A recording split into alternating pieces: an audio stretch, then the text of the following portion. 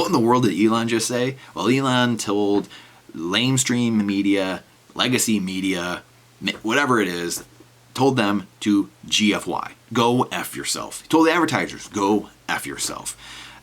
Not sure what to think about Elon, quite honestly. We've had many videos here over time. I've had many debates with people.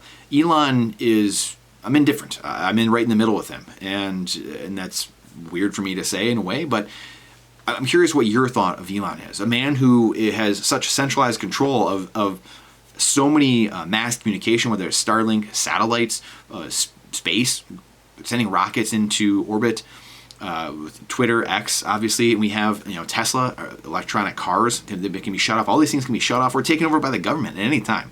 You corrupt one person or you take out one person and game's over.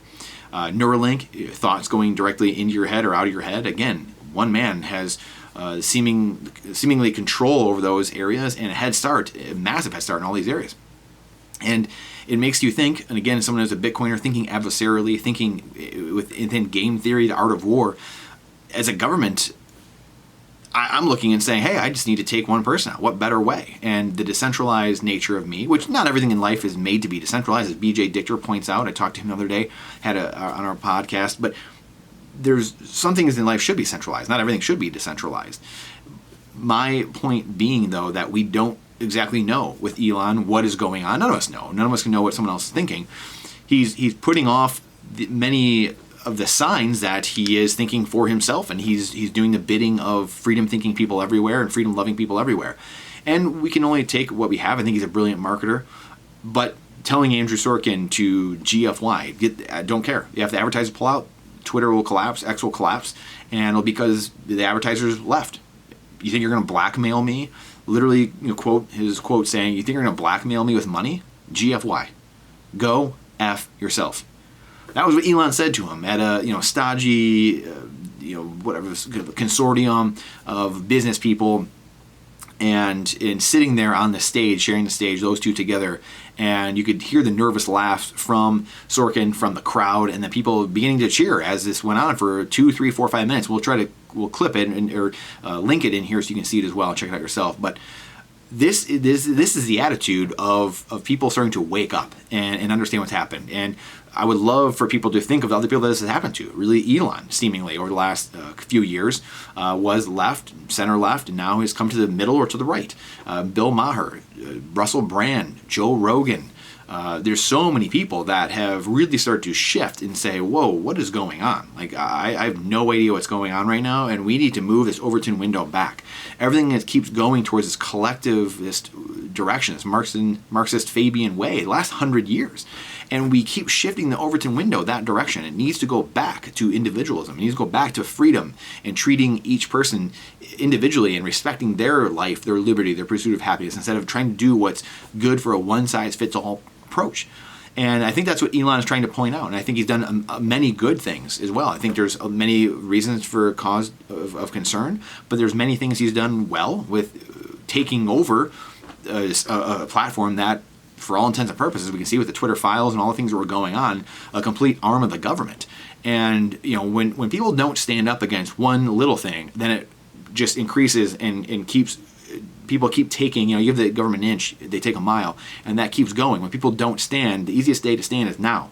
And then tomorrow it's harder, because when you let one little thing go, then they're going to push to the next thing, and then the next thing. It becomes exponentially harder to then stop things.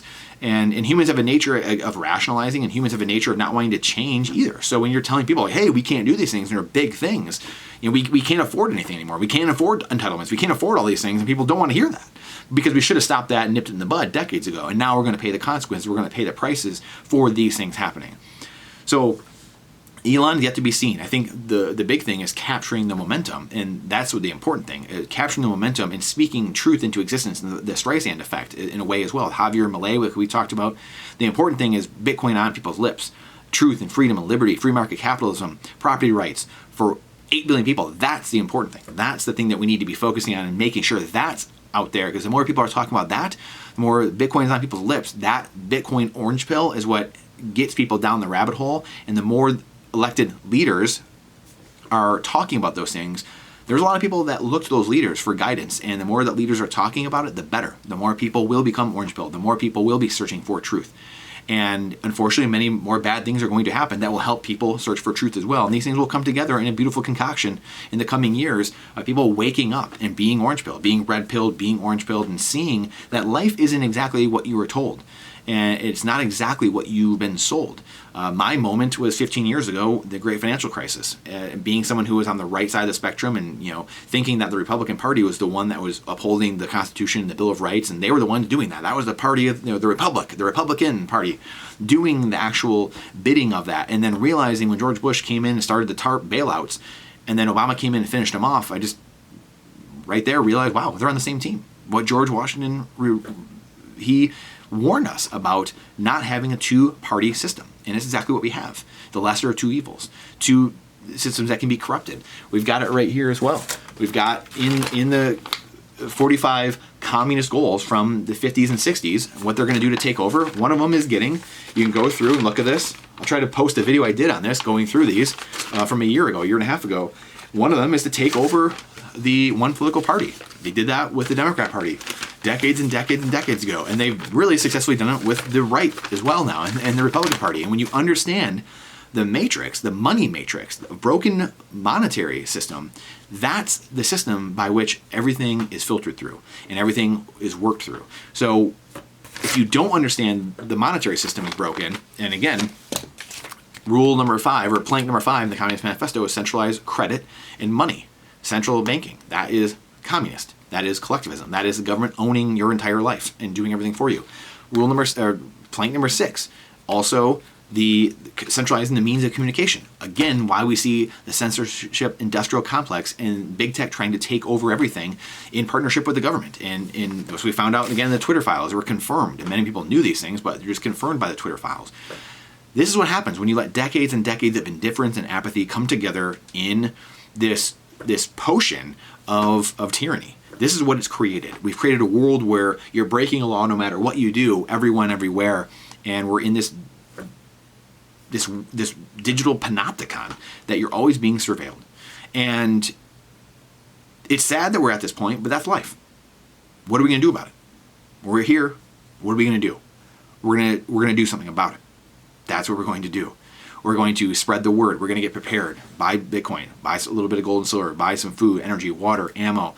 Build our community up. Have security. Build our community digitally and online, and then in the real world. Your ranchers, your farmers, your sheriff, the people that are there to build community with, to provide good, clean food, to protect you, to protect the Constitution. That's the world that we need to be building. That's the world. If we can do that, if a few % of people can do that, how quickly the world changes. The less we need the tyranny and the overlords, and the more independence and resilience we have, the less government is in our lives, and the more people can flourish. The private sector and the people can flourish. Individuals can flourish. But what say you? What are your thoughts? This is what I see. Elon is the one really spouting off and kind of taking the mantle, seemingly right now, taking the torch bearer, and taking the slings and arrows. Maybe it turns out well for us, maybe it doesn't with him, but for right now, we have to use what we can to our advantage, fighting fire with fire, and calling out the system for what it is, and calling out the people within the system. And the Twitter files were a great example of that. The complete gut rot that is going on, again, started by the monetary system. If you don't understand the monetary system, nothing will make sense to you.